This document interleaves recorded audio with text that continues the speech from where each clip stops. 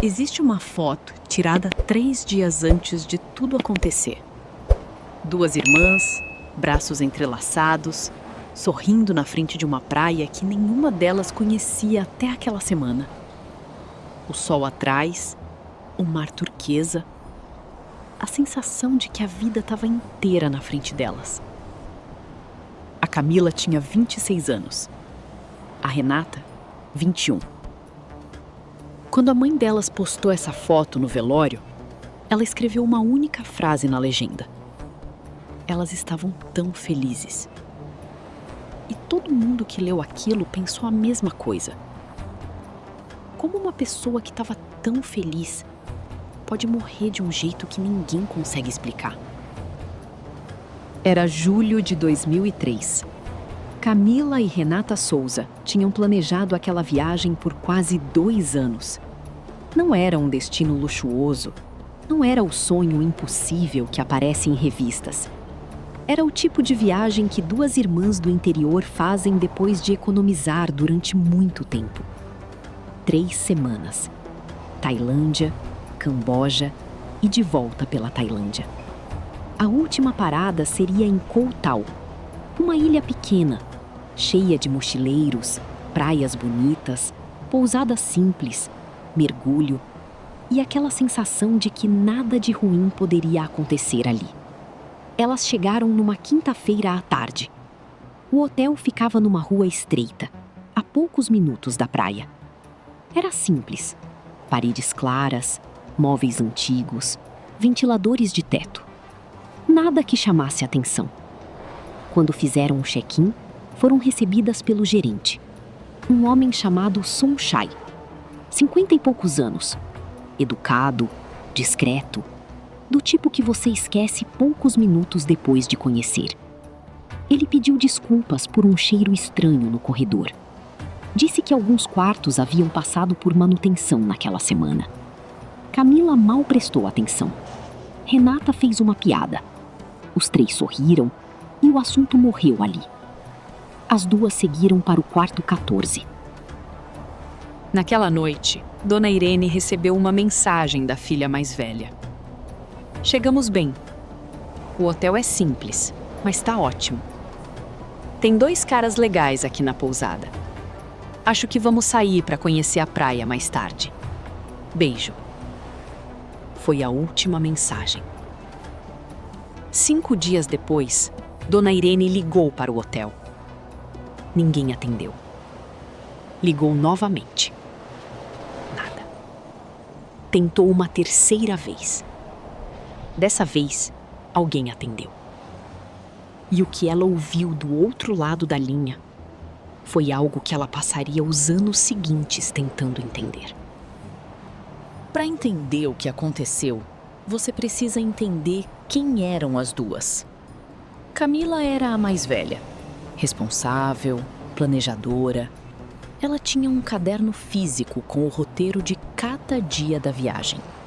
Horários de ônibus, endereços de farmácias, números de emergência de cada país que iam passar. Renata era o oposto. Instintiva, sociável, do tipo que faz amigos na fila de embarque. E foi Renata quem, no terceiro dia em Koh Tao, fez amizade com 2 rapazes uruguaios que ficavam na pousada ao lado. Mateus e Diego. 20 e poucos anos. Estavam viajando há 4 meses. Conheciam a ilha bem. Naquela sexta, os 4 saíram juntos para uma praia no norte da ilha. Beberam, dançaram. A madrugada foi bonita. Por volta de 00:30, Camila disse que estava cansada. Mateus a acompanhou de volta ao hotel. Renata ficou. Voltou com Diego quase às 4 da manhã. Os 2 rapazes dormiram no quarto delas naquela noite. Às 6:30 da manhã, os 2 foram embora. Deixaram as 2 dormindo. E essa foi a última vez que alguém viu Camila e Renata com vida. A camareira que entrou no quarto 14 naquela segunda-feira se chamava Nuan. Ela tinha tentado limpar o quarto no sábado, A placa de não perturbe estava na maçaneta. No domingo, a mesma coisa.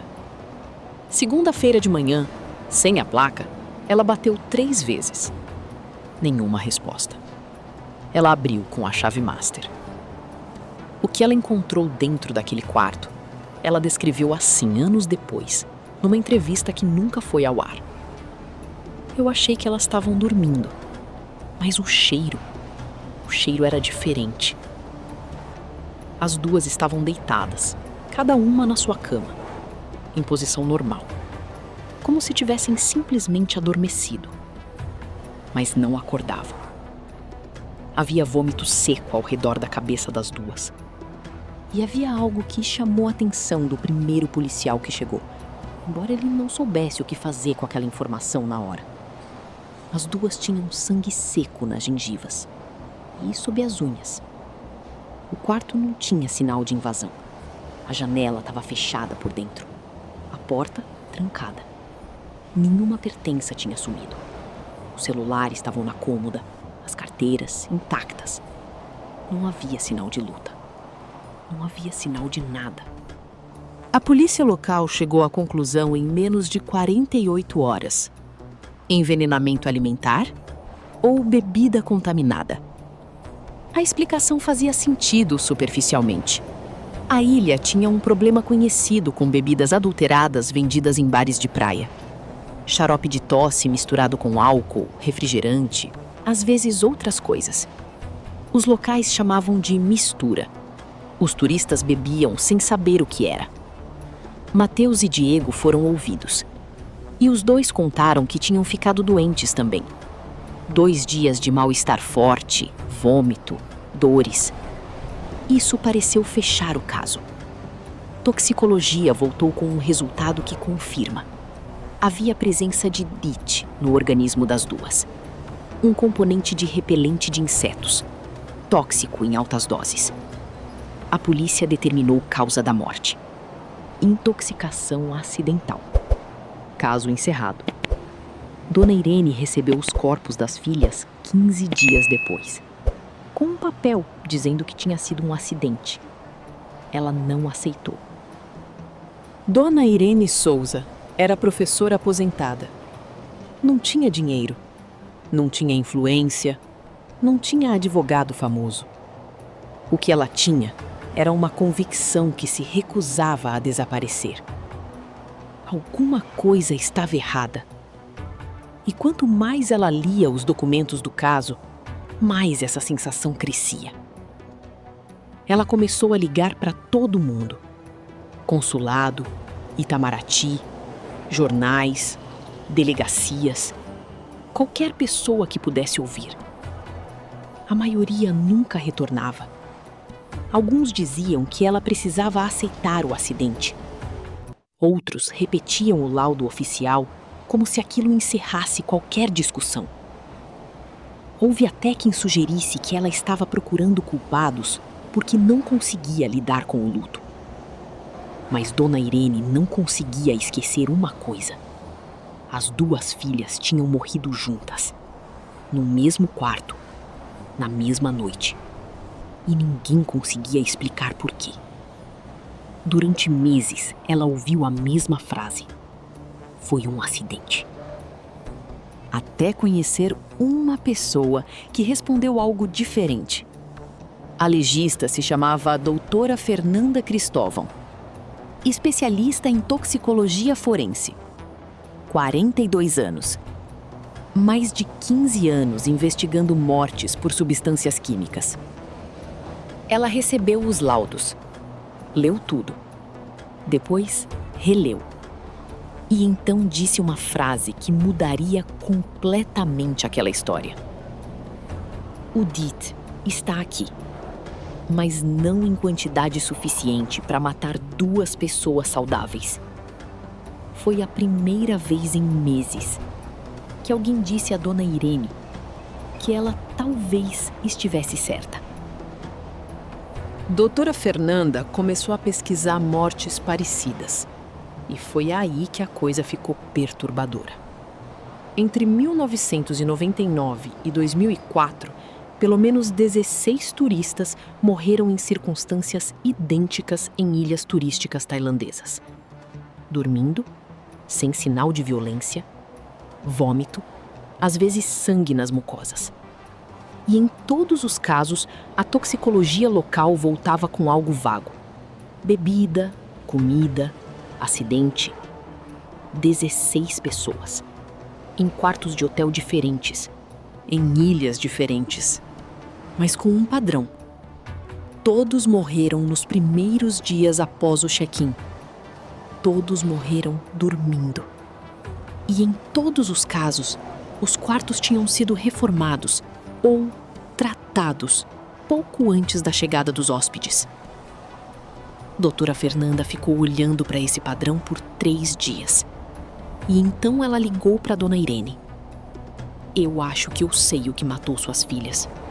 E não foi o que elas beberam. Durante semanas, Doutora Fernanda analisou cada detalhe disponível. Os exames, os relatos, as fotografias, os registros do hotel. E quanto mais investigava, menos acreditava na hipótese da intoxicação alimentar. Havia uma pergunta que não saía da cabeça dela. Por que as duas morreram exatamente da mesma forma? Na mesma noite, no mesmo quarto. Então ela encontrou um padrão. Não em Koh Tao, mas em outras ilhas, outros hotéis, outros turistas, outras mortes. Casos espalhados por anos diferentes, pessoas diferentes, países diferentes. Mas todos tinham algo em comum. As vítimas morreram dormindo, sem sinais claros de violência, sem explicação convincente. E quase sempre haviam se hospedado recentemente em quartos que tinham passado por algum tipo de tratamento químico. Foi nesse momento que a investigação mudou completamente de direção. Porque talvez o problema não estivesse na comida, nem na bebida, nem nos 2 uruguaios.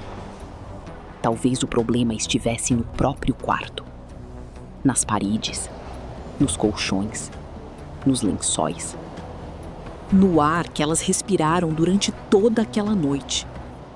E quando doutora Fernanda finalmente descobriu qual substância havia sido usada, a explicação era tão absurda que parecia impossível alguém ter permitido aquilo.